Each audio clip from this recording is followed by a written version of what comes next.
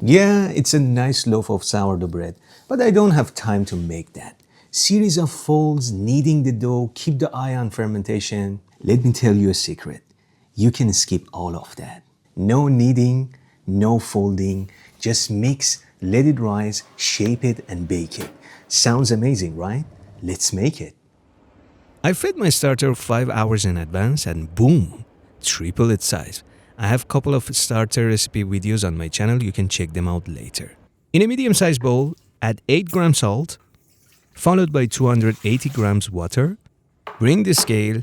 We have just 20 grams of starter for this recipe. Why so less? I'm telling you later. Mixy mixy. To get the same size loaf, I need to cover up the amount of starter, so I need 30 grams more water. Especially for this video, make sure to check the description so you don't get confused. Lastly, I have 400 plus 30 grams bread flour. So I end up adding extra 30 grams water and 30 grams flour to this recipe. As I reduce 60 grams of starter, as simple as this. Then bring everything together, mix it up until you lose your patience. I like to wet up my hand and mix this bad boy to show him who's the boss. As we're not gonna do anything else to this dough, better to mix it properly. Once you have a shaggy dough like this, clean up everything with the help of a scraper, your hands, the bowl, and make it nice. Cover it up, and that's it. See you tomorrow. Good night. It's already 10 p.m. I'm gonna back to this dough early morning. But if you're a freak like me and you couldn't sleep, you can skip this step. It's totally optional. But if you want to get fancy, after 30 minutes come back to the dough. As you can see, it's already gained some strength. Wet up or oil up your hand and just round it up gently in your hand. You might ask why I'm doing this. This will help the dough holding its shape better while it's rising. And then I'm gonna transfer it into the smaller size bowl. Again, create little tension inside the bowl. I promise it only takes 3 to 5 minutes of your time. And voila, that's it. That looks better now, right? That's it. You don't need to do anything else, I promise. Go back to bed. The next beautiful morning, we have little guests here. I think the boy tried to do something. Sadly, he got rejected by the girl. Don't worry, next time, my friend, next time. What a beautiful day to make bread, right? Sourdough can be so flexible with your schedule. We could also shape this dough, transfer it into the fridge for cold proofing about 8 to 10 hours, or up to 24 or even 48 hours.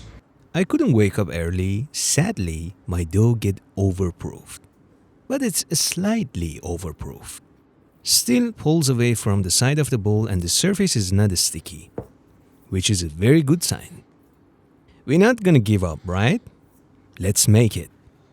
It's a hot summer, you need to be careful about over fermentation.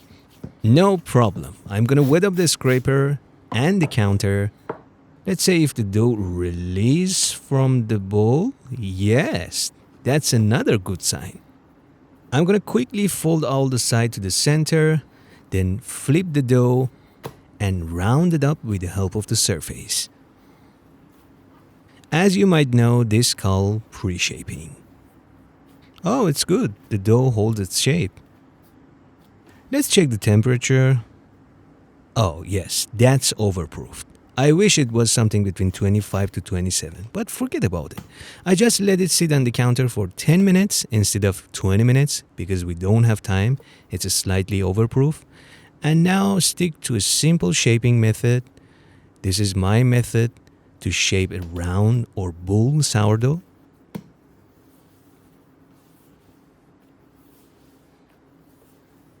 How much you need to push the dough? The dough itself will tells you. Don't push it so hard, just create little tension. And with the help of a scraper, into the Benetton basket. At 27 degrees Celsius, I'm gonna let it proof on the counter for 30 to 40 minutes. Now I have time to finish up my coffee. Yeah, it might not be perfect, slightly over or underproofed, but who cares? This is a no kneading, no folding. We didn't do anything for this dough, right? Now let me show you, let's say, a semi-open baking method. I'm going to preheat an upside down tray followed by an upside down cast iron pot.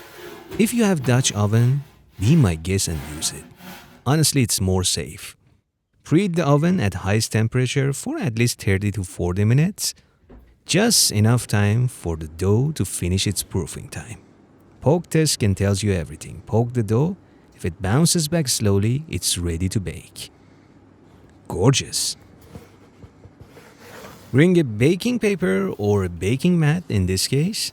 Transfer it gently on a baking mat. If it's holding its shape, that's perfect. You don't have fancy razor blade? Don't worry about it. Use your bread knife. That's better.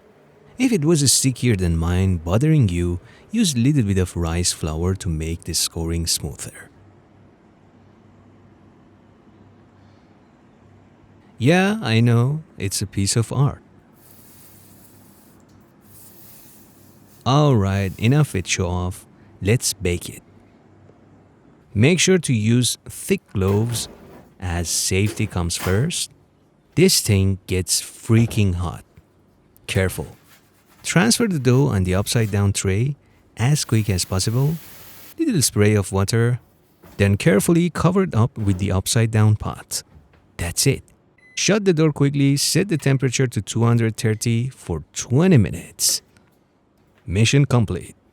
20 minutes later, another challenging part. Again, carefully remove the pot and hope for something like this, my friend. And then, for the love of sourdough, reduce the temperature to 210 degrees Celsius and bake for another 25 to 27 minutes.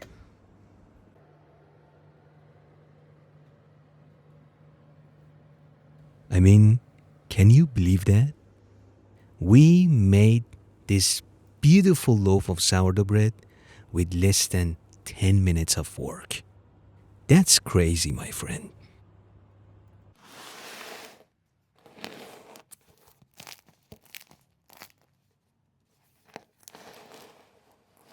There's only one final question. How's the crumb? Which, to my surprise, not bad at all, right? I mean, wow, right? No kneading, no folding. I almost thought it's way overproofed, but it's not. Should I consider skipping all of the folding, kneading, and developing process? Because this is perfect, my friend. I mean, of course, it's not my best crumb, but remember, we didn't do anything for this bread. So the sourdough bread recipe for lazy or busy people, I mean, mix, rise, shape, and bake, actually works. That means even if you are one of those 9 to 5 employees, you still can enjoy a fresh loaf of bread on weekends. You are welcome, my friend. I mean, even if you're busy, let's say on weekends, you have like 10 minutes to make this gorgeous bread. Just mix the dough on Friday or Saturday night, and the day after for breakfast, you can have fresh bread. I mean, come on. Make it and let me know how it turns. Like always, keep baking and take a good care of yourself.